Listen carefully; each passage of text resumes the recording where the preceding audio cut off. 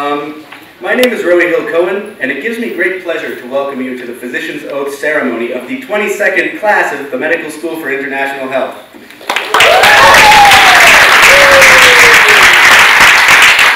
Allow me to introduce our honored guests, Professor Chaim Hames, Rector of Ben-Gurion University for the Negev, Professor Yoram Yagil, Vice Dean of Academic Affairs, Professor Alan Jopkowitz, Director of the Medical School for International Health, Dr. Lynn Quittel, MSIH Associate Director, North America, Professor Benjamin Tarragon, MSIH Associate Director, Be'er Sheva, Professor Shimon Glick, Emeritus Dean of the Faculty for Health Sciences. I would also like to give a warm welcome back to our Emeritus Director of MSIH, Professor Mark Clarfield.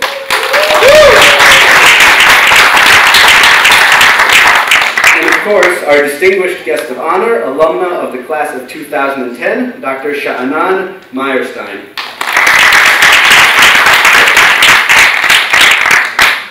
Distinguished guests, faculty members, students, family, and friends here in Be'er Sheva, as well as those watching live over the internet, thank you all for honoring us with your presence. I would like to invite Professor Alan Jopkowitz to make his introductory remarks.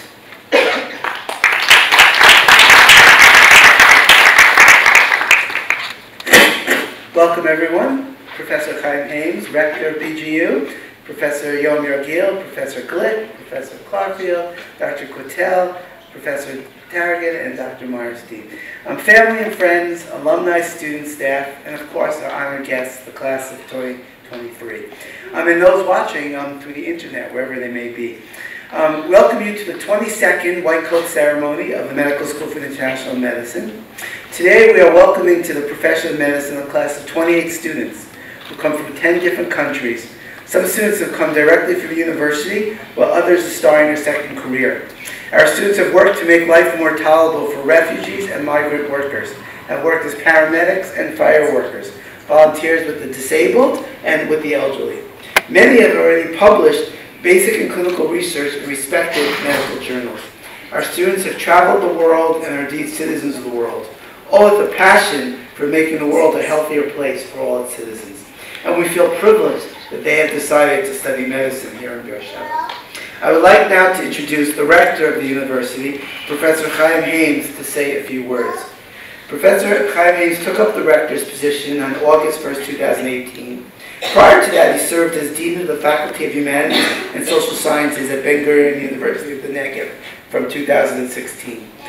Professor Hames received his PhD in medieval history from Cambridge University in 1996, and since then has been a lecturer in the Department of General History at BGU. From 2011 to 2015, he was the department chair. In 2013, he set up the Center for the Study of Conversion and Interreligious Encounters at BGU. And we're really honored that he's here to speak with us, and he takes the effort from his busy schedule to come to all of our gatherings, and really is a touching thing for all of us. Professor Hames, thank you very much.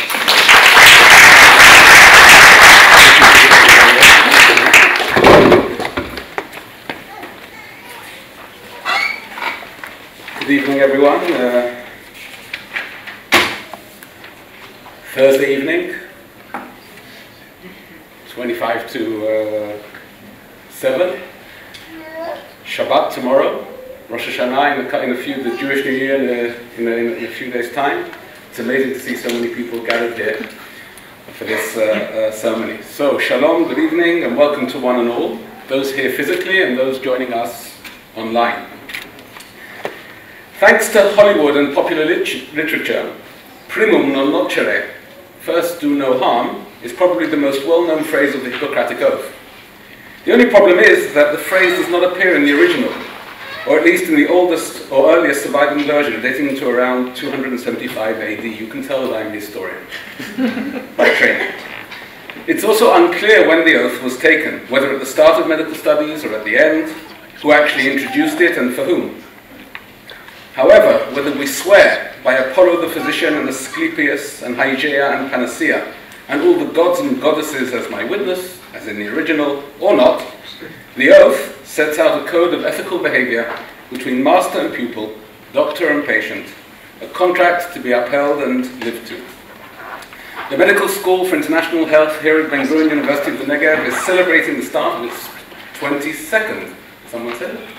21st, 22nd class. This is no mean feat, and it is down to the dedication of the administration and teachers who work hard to make this program one of the most prestigious and unique ways of studying medicine. As you all well know, this program puts an emphasis on training physicians who will not only be excellent caregivers, who will see the person in front of them and not only the disease, but will also have a strong sense of social responsibility and high ethical standards.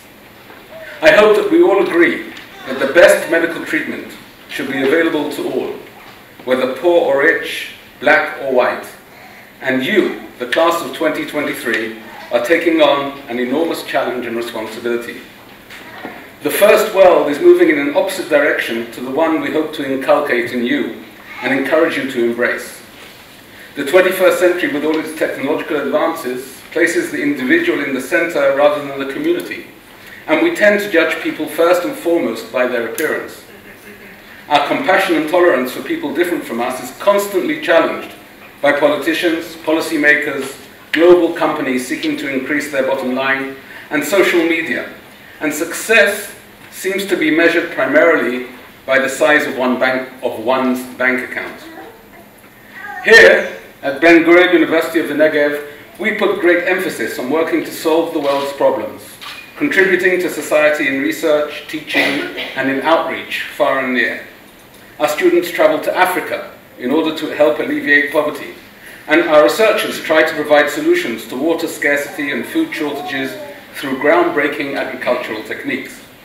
The Faculty of Health Sciences, together with Soroka University Medical Center and our other hospitals that are affiliated to us, work continuously to improve health conditions of the Bedouin communities in the Negev.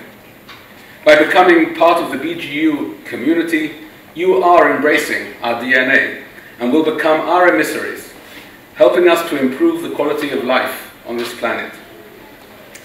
A journey of 1,000 miles begins with a single step, said Lao Tzu. As you embark on your long and arduous journey to become doctors, and hopefully making the world a better place, I call on you to remember the words of the famous 12th century physician and philosopher, Maimonides. Keep far from me the delusion that I can accomplish all things. Give me the strength, the will, and the opportunity to amplify my knowledge more and more. Today, I can disclose things in my knowledge which yesterday I would not yet have dreamt of. For the art is great, but the human mind presses on untiringly.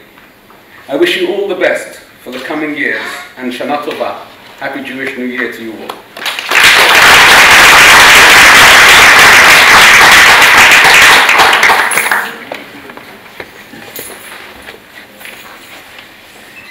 Thank you, Professor Haynes. I would like to invite up Professor Yoram Yagil, Vice Dean of Academic Affairs. Professor Yagil.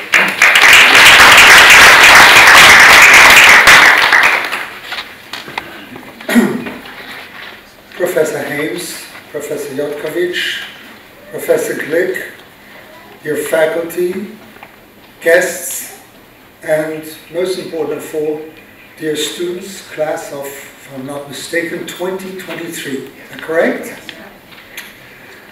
I would like to congratulate you on the beginning of a long and tedious journey on your way to become physicians. Today is your oath ceremony. You have 4 tough years ahead of you until you become full-fledged physicians. But your path has been laid out and well demarcated. And I assume, and I truly hope, that you know exactly where you're going, how, and why. We are especially proud to have you as our students in the Medical School for International Health at the Ben Gurion University. We will try over the next 4 years to get you acquainted not only with the art of medicine, but also with the concept and significance of global medicine, which renders our medical school so distinct and so different from others.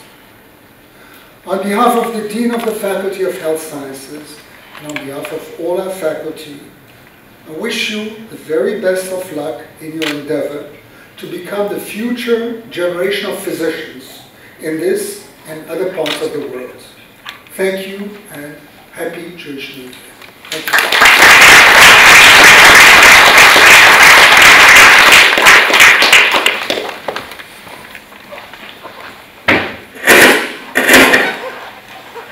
What is a white coat ceremony? What are we celebrating here tonight? It is an induction into the profession of the practice of medicine, which the Oxford English Dictionary defines as a paid occupation, especially one that involves prolonged training and formal qualification. But medicine is much more than that. As Sir William Osler said, the practice of medicine is an art, not a trade, a calling, not a business. I know for many of you this has been a lifelong dream, filled with many obstacles and wrong turns along the way. For others, the journey has been less rocky. But the good news is after much work, hard work, and perseverance, you're all going to be doctors. I also know that many of you have been advised against taking this path. The naysayers say medicine is not what it used to be. Doctors have lost their autonomy. You'll never pay back your loans. Computers are taking over. You will just be a cog in a big machine. I say that is rubbish. You are privileged and blessed to be joining the greatest profession in the world, one whose primary goal is to make the world, in your own personal way, a better place. But why a white coat? In one sense, every profession has its uniform, and ours is the white coat. But why is it white? I think there are two reasons for the color. White represents sterility and cleanliness, which is associated with the scientific revolution of medicine, whose first great insight was the germ theory of disease that recognized the importance of bacteria in the pathology of disease. And you have already begun to study microbiology. As young doctors, you have to also be scientists, interested in how the body works, and always be students of science in order to best prepare yourself to take care of your patients. But white also represents peace, purity, honesty, and is the color worn by many of our moral leaders and saintly figures, from Mother Teresa to Gandhi. How are these figures related to the practice of medicine? Because the best doctor is the modern version of the old-fashioned Paris priest, who lived in the community and knew its people, their hopes, aspirations, dreams, problems, and difficulties.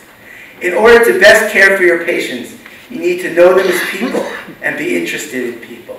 The best doctor is a true scientist humanist. But the white coat you're going to wear also has pockets. Studies have been done on what young doctors carry in their pockets.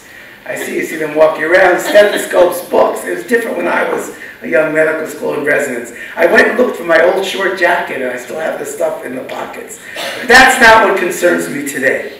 The things you carry in your pockets are meant to help you when you practice medicine. And we must never forget that everyone in this room will need help at some point along the way.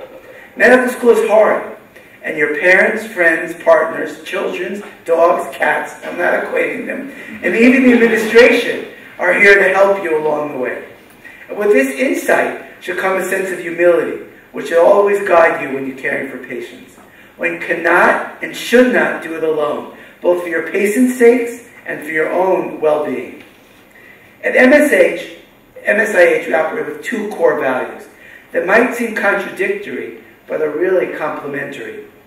Dr. Roman DeSantis, a cardiologist in Boston, once said, "There is one common thread that links the singular importance of the patient, the man, woman, girl, and boy that has entrusted you with their care and offered their lives.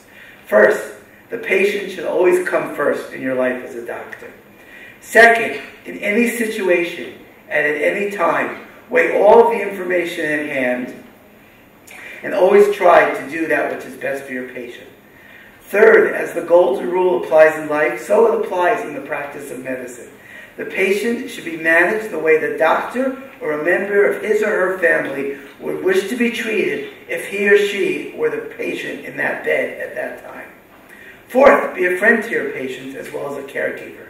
And fifth, always just demonstrate humanity with honesty, sincerity, and empathy. And as Professor Peabody once suggested, one of the central qualities for clinicians is interest in humanity. For the secret of the care of the patient is in caring for the patient. Choose mentors that best personify these values and are interested in these patients as people. In caring for the patient, one must also learn to understand what the patient is feeling.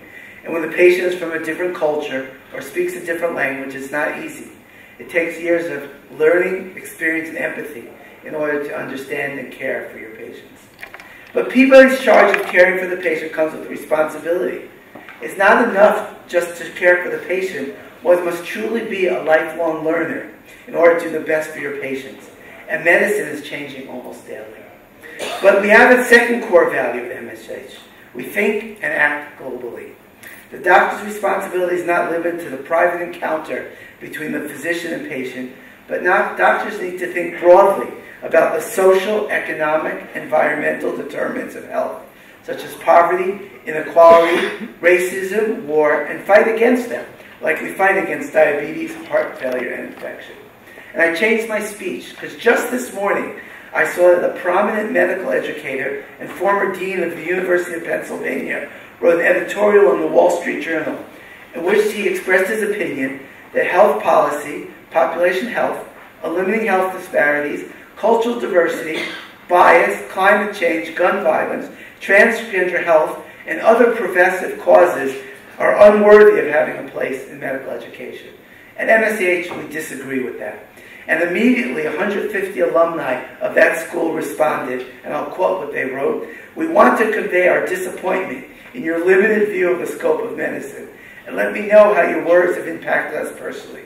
You will find that many of us wrote about a desire in their admission essays to help people, particularly disadvantaged, to advocate for our patients, and to blame the scientific and humanistic science of physicians to become socially conscious physicians." And I know, I read all of your essays. I feel that same way. Yet in one fell swoop, you have rejected the worth of our core personal and professional identities. The desire to blend the scientific and humanistic sides of medicine is what defines medical education at MSH. As you don these white coats, also embrace these two MSH core values of caring for the individual patient and thinking globally about the complex, multifactorial determinants of healthcare. I welcome you all to the practice of medicine and look forward to the great things that you will do in the future. And you already have made changes. This class has changed. This 22nd white coat ceremony is different than all white coat ceremonies in the past. The class asked that we don their white coats, and fine, I thought it was a great idea. And I thought of what you guys are doing, that we have to change the white coat ceremony. And this is the first year that the faculty is wearing white coats ourselves, because that's part of the progression. It shows a transition from one generation to another. So already, in a couple of weeks, you have changed how we do things at MSH. Continue to do that. Continue to think of new ideas. Woo! Continue to challenge us. Always think, always question, and I think I'm sure you'll be successful in all your careers. Okay, thank you very much.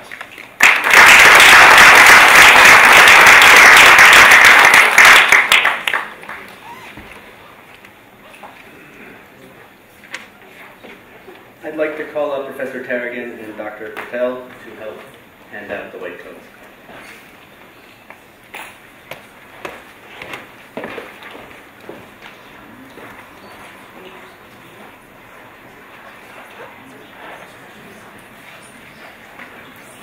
When I call your name, please come, get your coat, and return to your seat. Thank you. Ani Chisholm.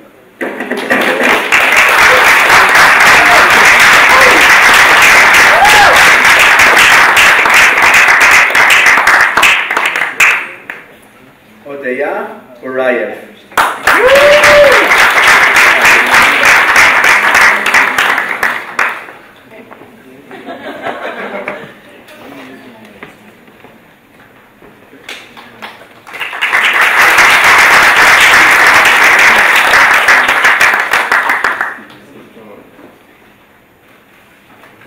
Stefan Boaz.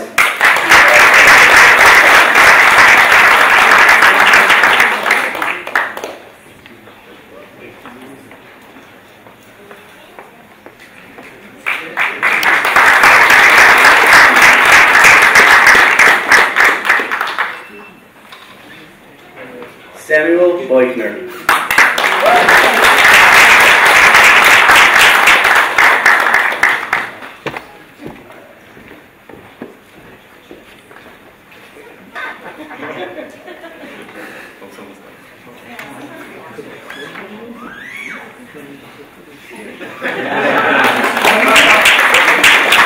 Igor Brezina.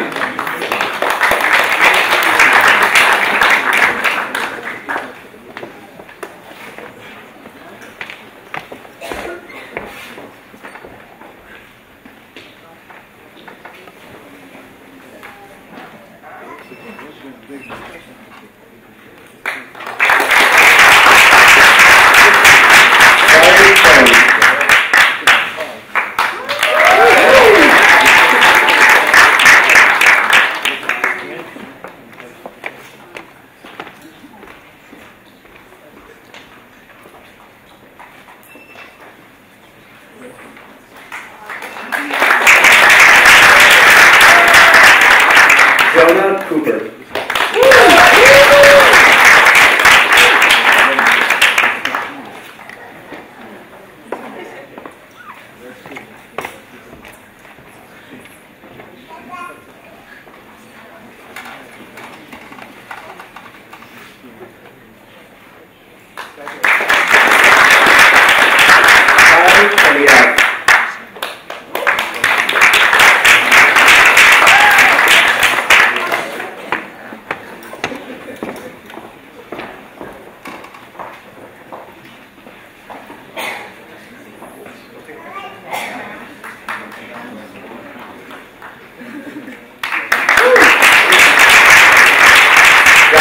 England.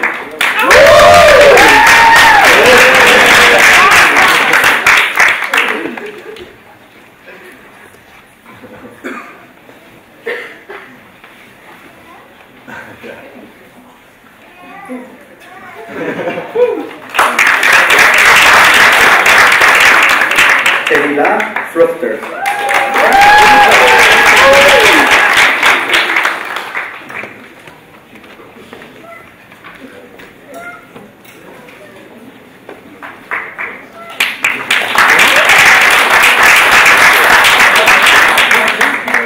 Michael Grunside.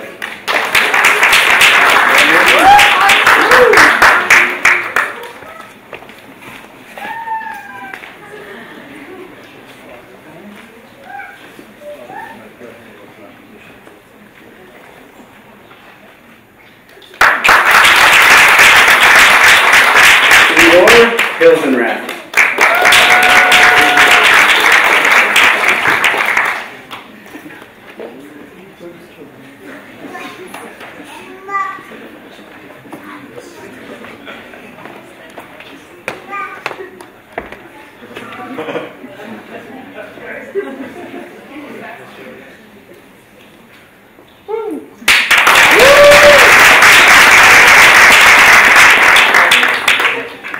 Benil Jacob.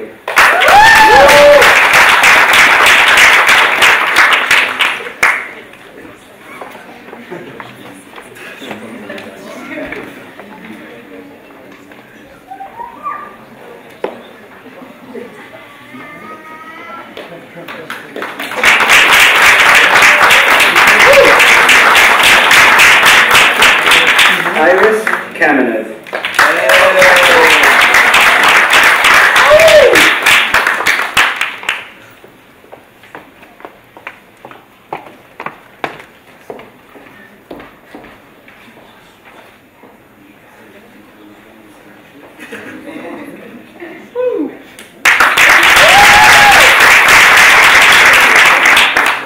Ryan Kelly.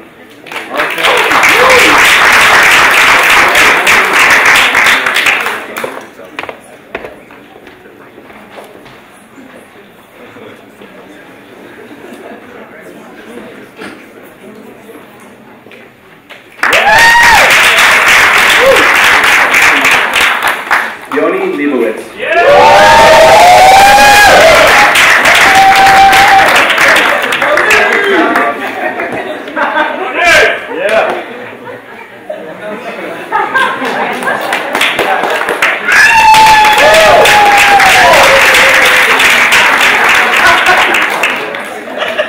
Rachel Lichtenberg.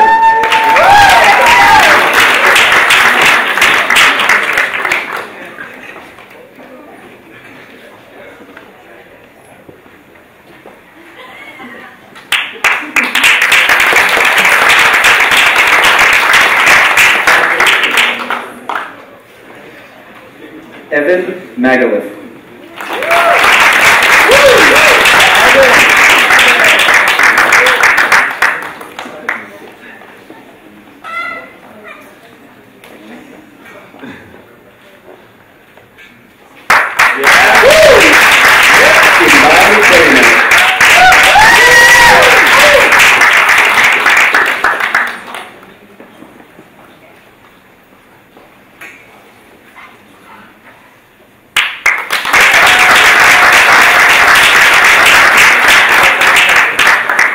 Dana Patashner.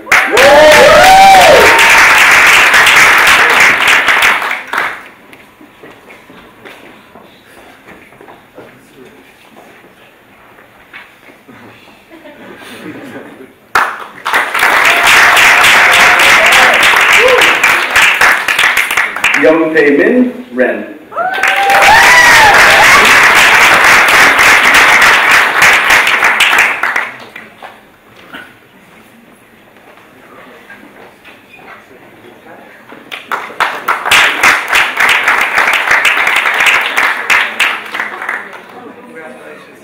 Lara Sack.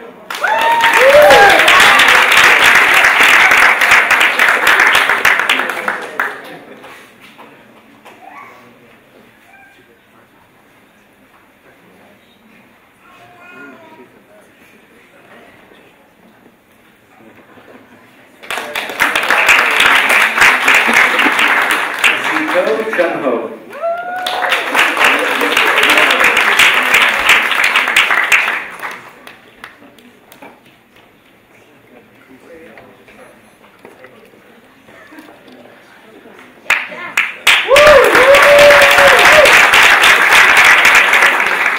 Jesse Wolfson.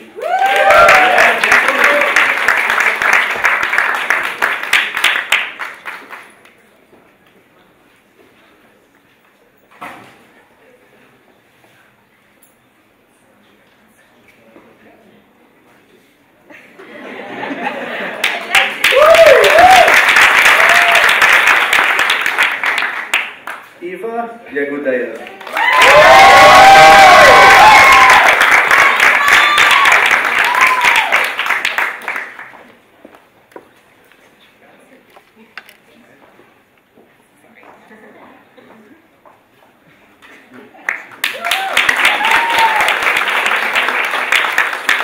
Belen Isal.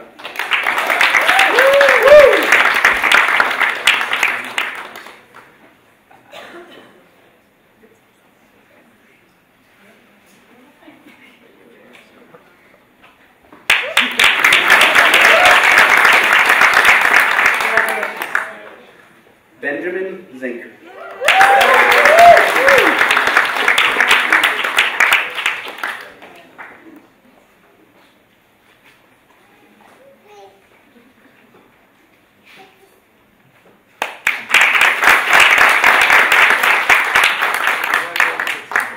Adam Zuviv.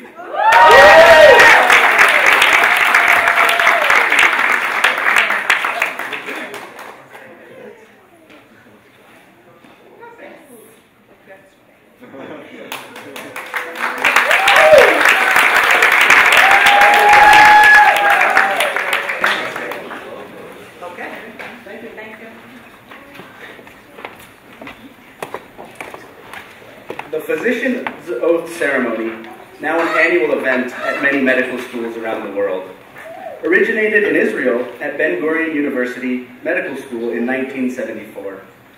When the late Professor Moshe Priebus, founding dean of the Ben Gurion University Faculty for Health Sciences, decided that medical students should be sworn in at the beginning rather than, as was previously customary, at the end of their medical training.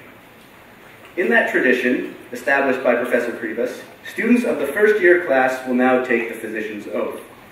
I call Professor Shimon Glick to the podium. Students, please rise.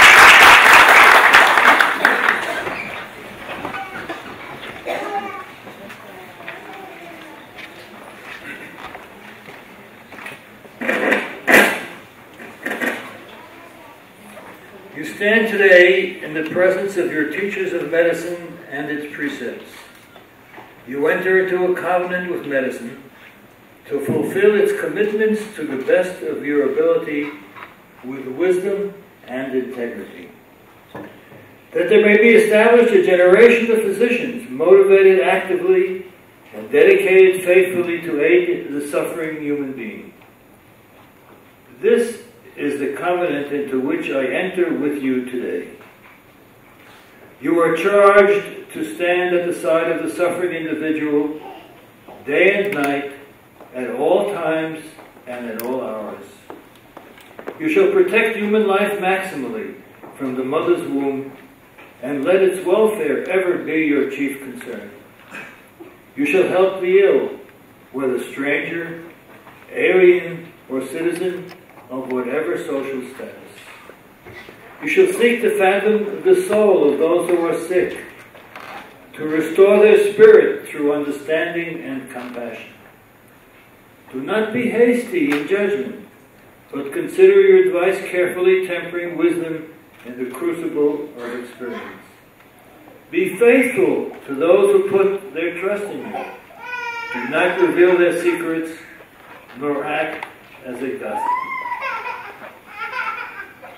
Honor and respect your teachers who have labored to guide you in the path of medicine.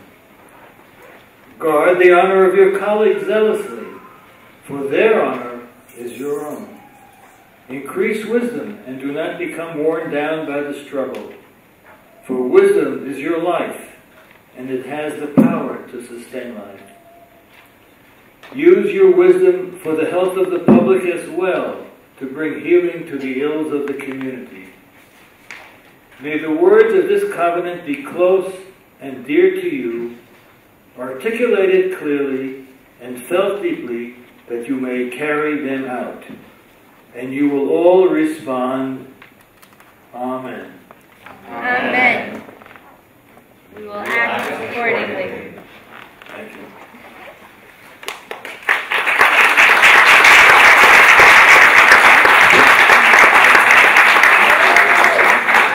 Professor Glick. I would like to ask Dr. Quattel to please introduce our guest speaker.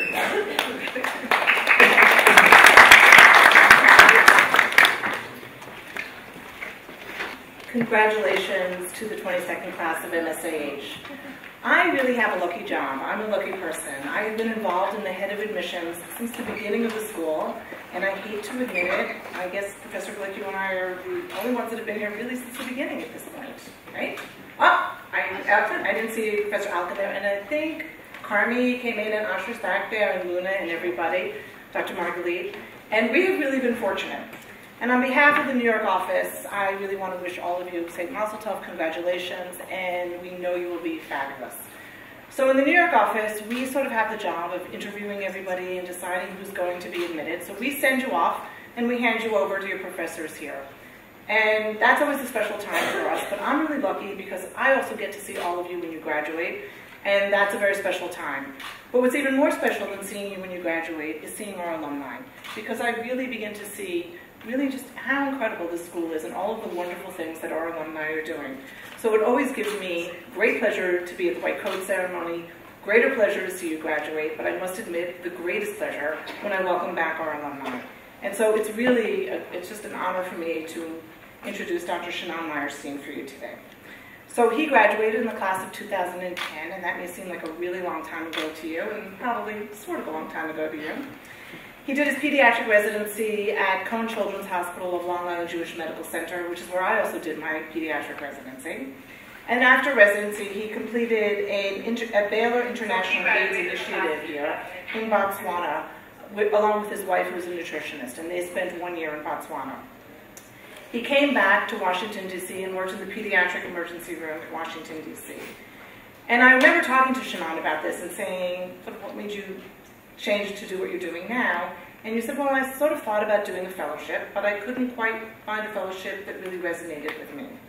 And in 2016, he actually joined the Department of Health and Human Services for the United States. It's a branch of the U.S. Military. It's a non-armed version of the military in the United States. And he became active duty in the Public Health Service, where he was assigned to the Office of Refugee Resettlement, and specifically, he is in charge of Unaccompanied Children's Division, pretty much across the southern border of the United States, which, as everybody knows, is a pretty hot topic in the news all the time. So it is really a great pleasure that I introduce Dr. Meyerstein to give the white coat ceremony to you today. Thank you.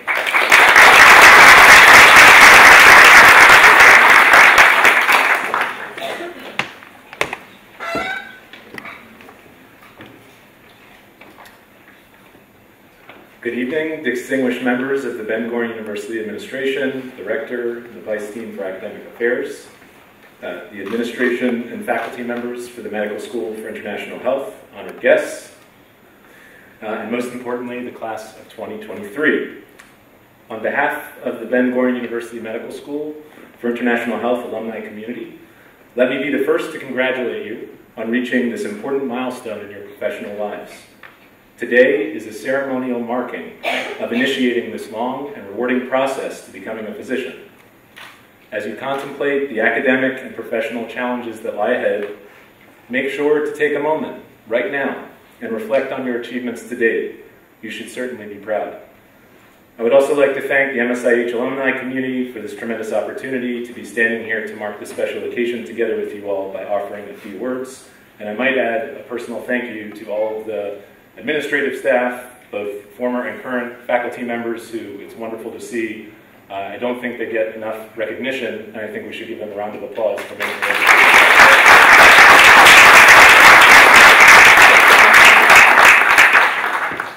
You know, the last time I was here was May 2010 for my MSIH graduation.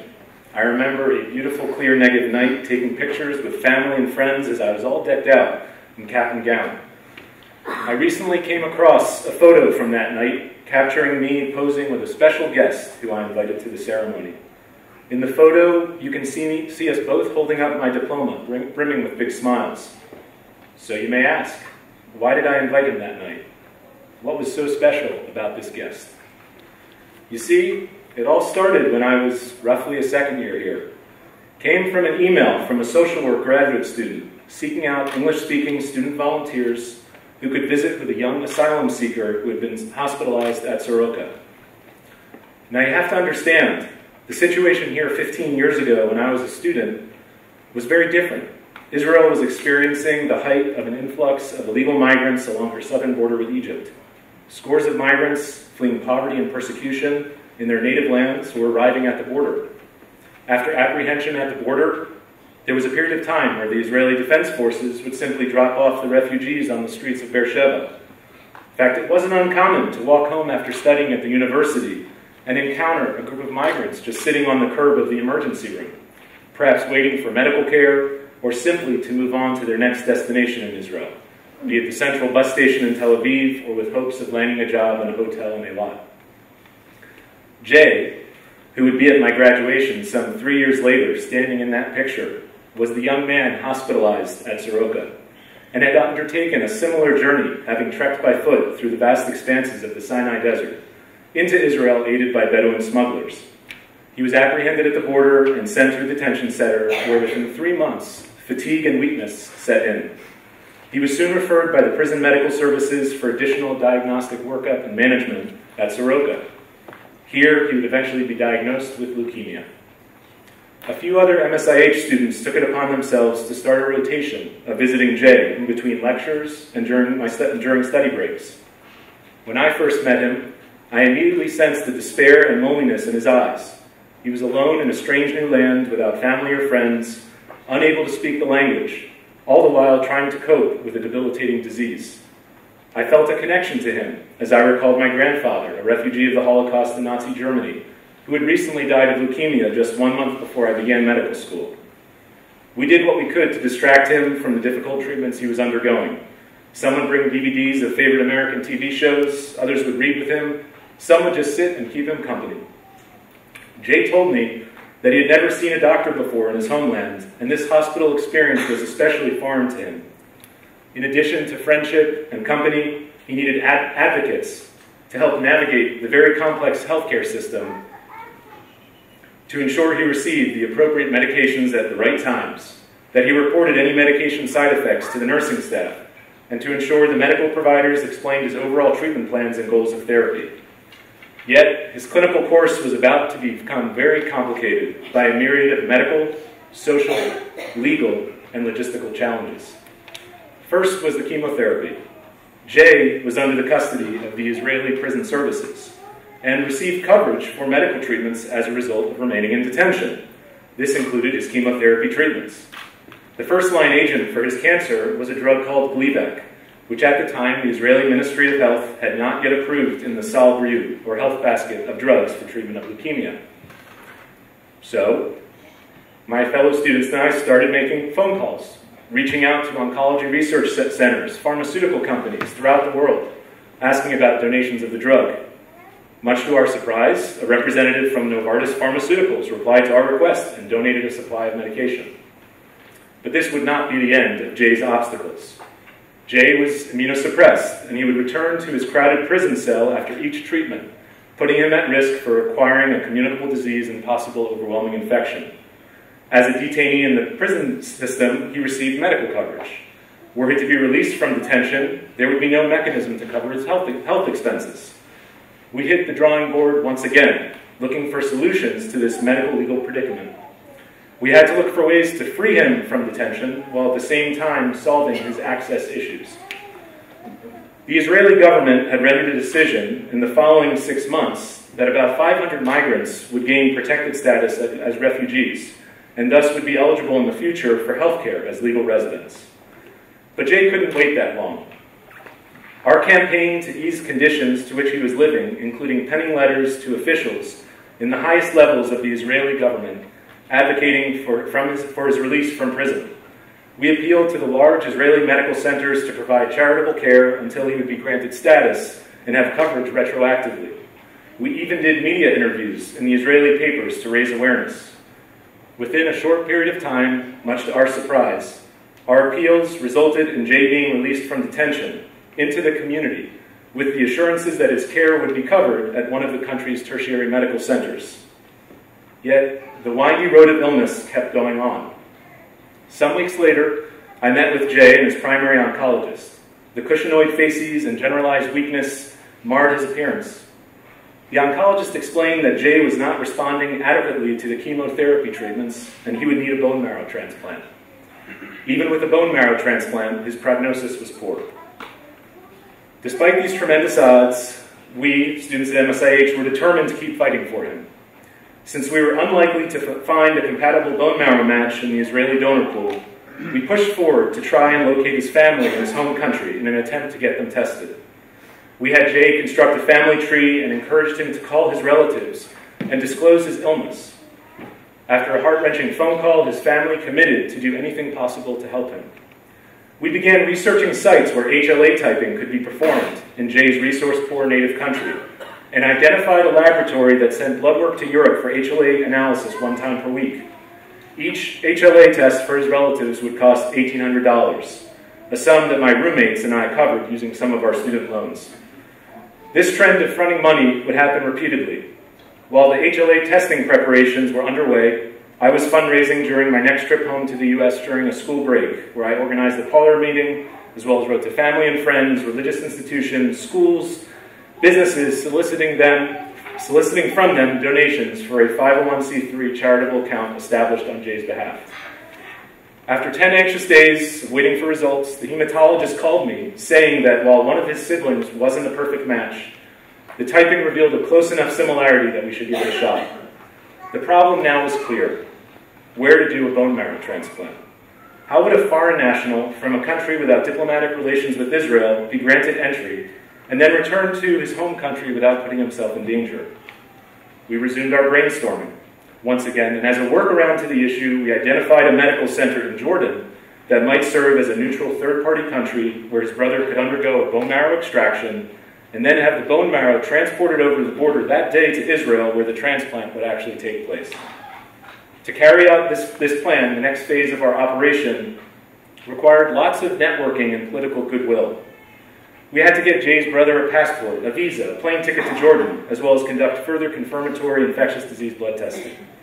We were advised that a visa to Jordan would normally take months to acquire, But after reaching out to people who know people who know people, including ambassadors and US senators, we were connected to the Jordanian Foreign Ministry to get the visa issued in an expedited fashion. We also identified a volunteer from a church in Amman who agreed to house the brother during the time there. Jay's health was deteriorating, and our time was running out. He began to receive immunosuppressant drugs to prepare his body for the transplant.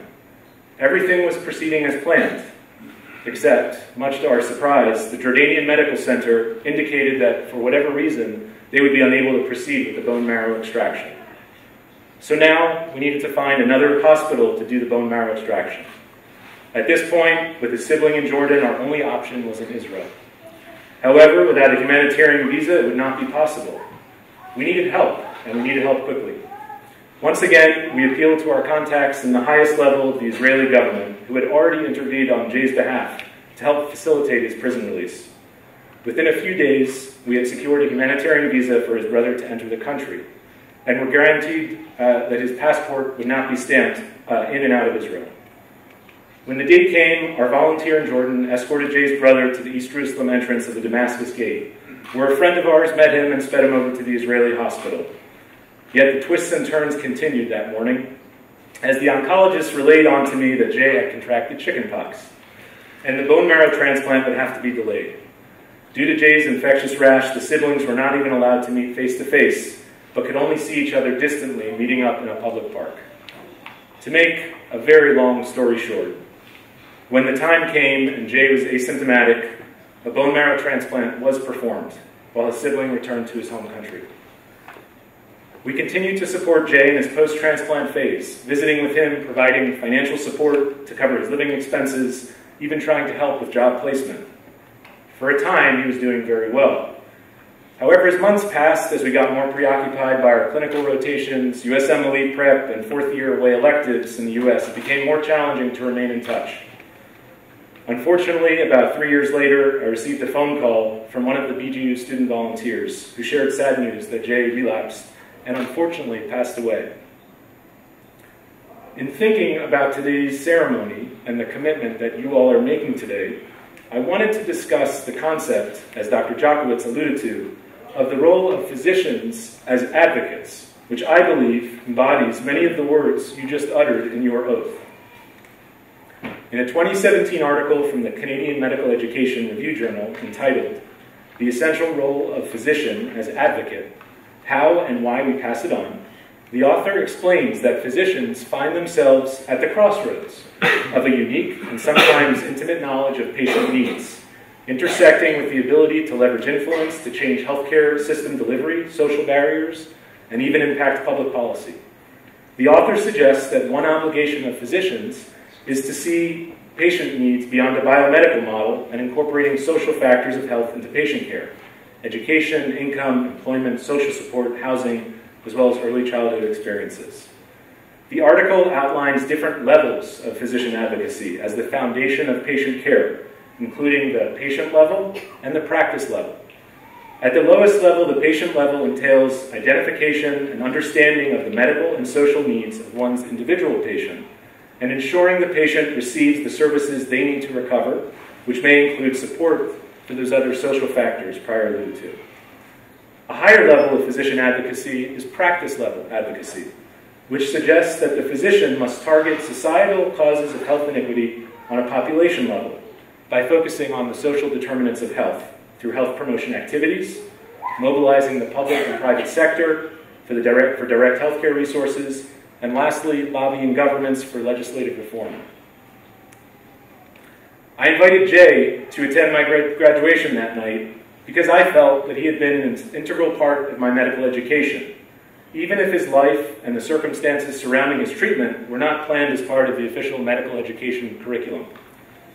Being involved in the operation to help Jay was the most formative and career-affirming experience of my life to date. On a patient level, he helped transform me into a physician advocate. Indeed, overcoming the multifactorial challenges of caring for migrants with special healthcare needs has become the passion of my daily work. So, how will you become a physician advocate during your training here at BGU and MSIH? I would argue that the essential components of the formula are all already here. It's just your job to put them all together. First and foremost, you all are the starting blocks. A school that admits social justice-minded and oriented physicians is the most important aspect of the equation. Secondly, you must surround yourself with mentors and educators who model physician advocacy. They don't just talk the talk, but they walk the walk. When I look around the room here and I see the faces of former teachers, I'm amazed at how these individuals weren't just giants in clinical care, but they also got involved on the health systems level to impact national standards of care and healthcare delivery in this country. The third ingredient in the recipe to how you will become a physician advocate is the environment you find yourselves in. We all know that MSIH offers a unique curriculum, and the medical faculty here was originally established to serve as a hub for community medicine.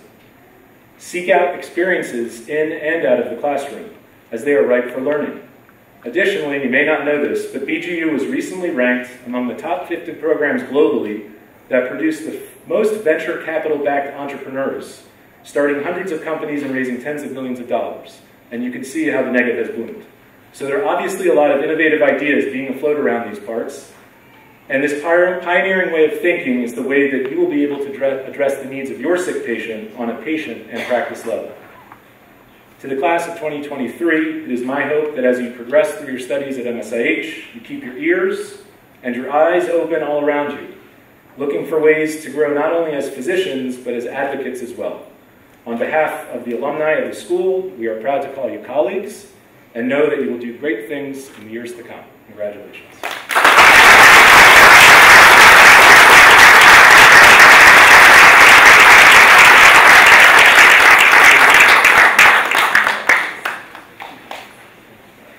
Thank you, Dr. Meyerstein. I am especially pleased to call upon Samuel Boykner, representative of the class of 2023, to give the class address.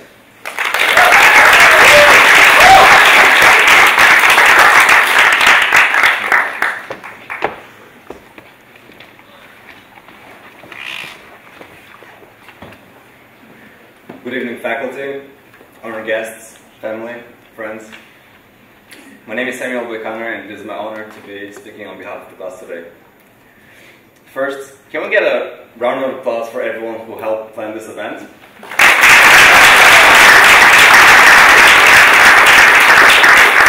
By the way, don't forget to submit attendance on Moodle. So when I walked up on the stage, I noticed that something drastic just happened. So, following the protocol, is the scene safe? So what am I saying? Is it a heart attack, stroke, maybe pneumothorax? One thing that I'm certain about is that this is not an accident. I assure you that all of us will have plenty of years to respond to those kinds of calls, but today is not one of those days. Today we'll celebrate. What I'm actually seeing is a group of extraordinary individuals who I am honored to call my friends and future colleagues. I'm seeing the future of vaccine developers, healthcare influencers, and community leaders of tomorrow. We've only got like 5 hours, so we better hurry up. We keep hearing that our class is unique, and I believe that the magic of our class stems from our diversity. We come from 10 different countries, and we speak 8 different languages.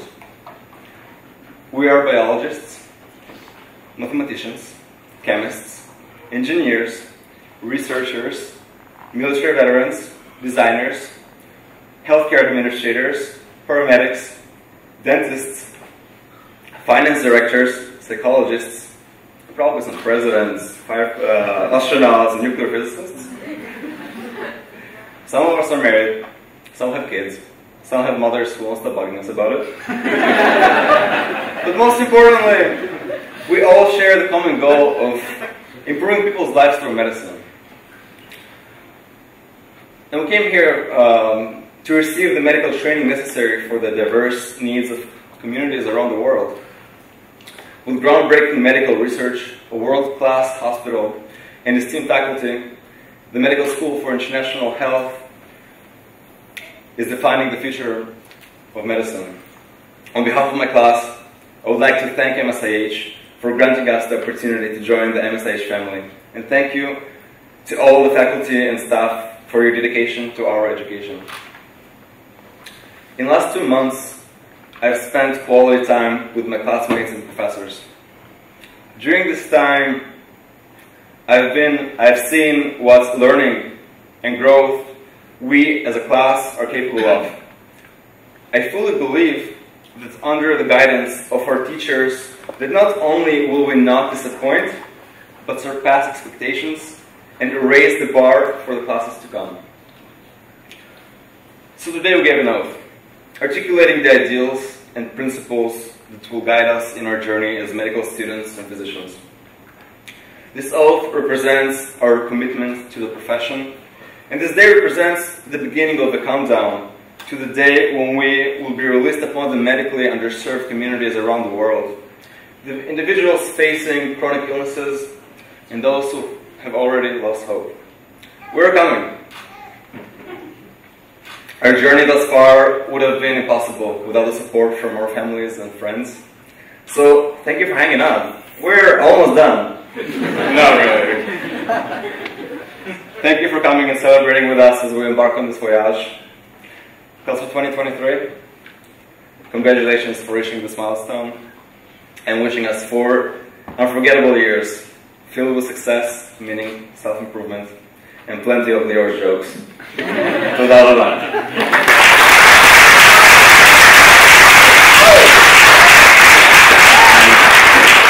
One last thing, שון, אם תלמד אותו בבית ספר, גם לך יביאו לעמוד על במה ולהגיד כל מיני דברים באנגלית.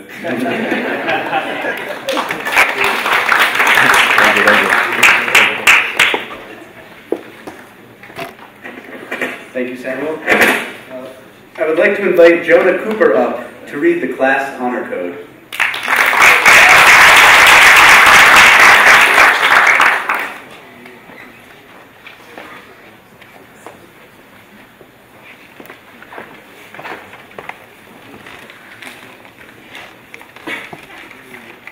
So each year the classes are asked to give a version of the oath that we feel is representative of the roles and ideals that a class wants to hold to each other and to our patients moving forward. And so I read today something that we came up with together, and I hope you guys enjoy it because it means a lot to each and every one of us. A physician's oath from the MSIH class of 2023. I will perform patient care to the utmost of my abilities, regardless of my patient's perceived status. Each patient is inherently valuable and will be treated with respect, kindness, and compassion. I will not intentionally harm my patients. I will respect the trust patients place in me, not to divulge what I might hear or see, and will uphold confidentiality and professionalism. I will remain aware of possible biases so they may not negatively affect patient care. I will stay informed of social issues and injustices affecting my patients while promoting equitable access to healthcare and public safety measures. I will educate my patients so they may be confident in their understanding of their diagnosis and treatment options. I will treat every patient as a human and not a disease. I vow to be a lifelong learner, to accept criticisms for improvement and hold my peers to these same standards. I will be mindful of the psychological and spiritual well-being of my patients. I will strive to understand the adversities of my patient's environment and to continually consider how it impacts their health. I will speak up for those without a voice and hold on to the ability to sympathize with them. I will remember what situation my patients return to when they leave the hospital, and I will dedicate my life to the service of humanity with conscience and dignity. Thank you very much.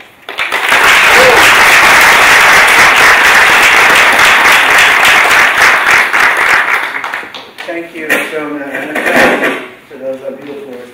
I just want to take this opportunity to thank some people who work behind the scenes, but really the most important people at MSIH for all they do. I'd like them to each to stand up so we can all thank them. Anat, who arranges this, was her last time. Sarah, Leora, everyone knows Leora. Liz, Anna, Leora, Bobby, Amit, Amanda, and Joey. Is that everyone there?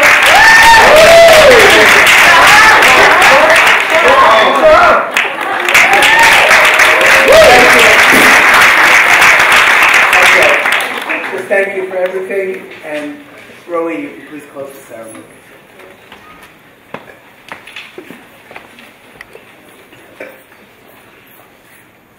Thank you. We would like to conclude the ceremony with the singing of Israel's national anthem. Please rise and join me in the singing of Hatikva.